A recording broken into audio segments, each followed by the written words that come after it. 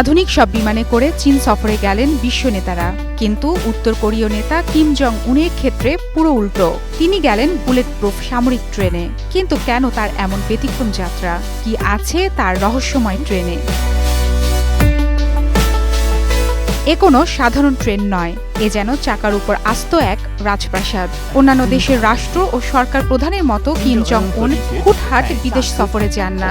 Russia কিংবা চীন এসব দেশেই কালে ভদ্রে সফর করেন তিনি।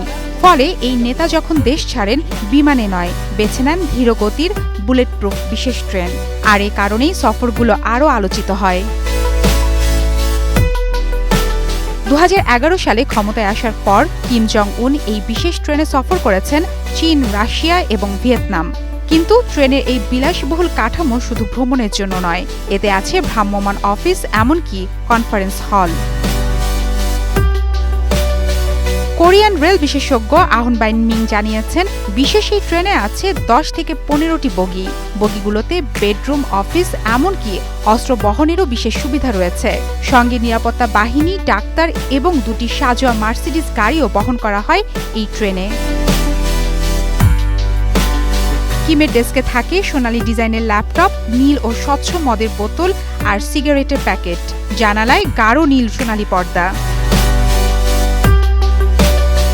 এই রহস্যময় সবুজ ট্রেনের প্রতিটি চাকা বহন করে ইতিহাস, রাজনীতি আর সুরক্ষার ব্যতিক্রমী কাহিনী, যা তার বাবা ছাড়িয়ে দাদাকেও স্পর্শ করেছে।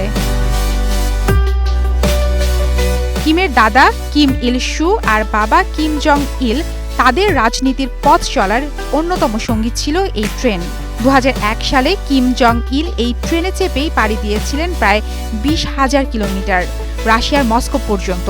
2011 সালে ইল হৃদরোগে আক্রান্ত হয়ে যখন মৃত্যুবরণ করেন, তখন তিনি তার এই সামরিক ট্রেনেই ছিলেন। ঐতিহাসিক সেই বগিটি এখন উত্তর কোরিয়ায় তাদের সমাধিস্থলে প্রদর্শিত হচ্ছে। চীন ও রাশিয়ার সফরের সময় ট্রেনের চাকা বদলানো হয়, কারণ দুই দেশের রেল গেজ এক নয়। বিমান নয়, ধীরগতি ট্রেনই কিম জং উনের ভরসা।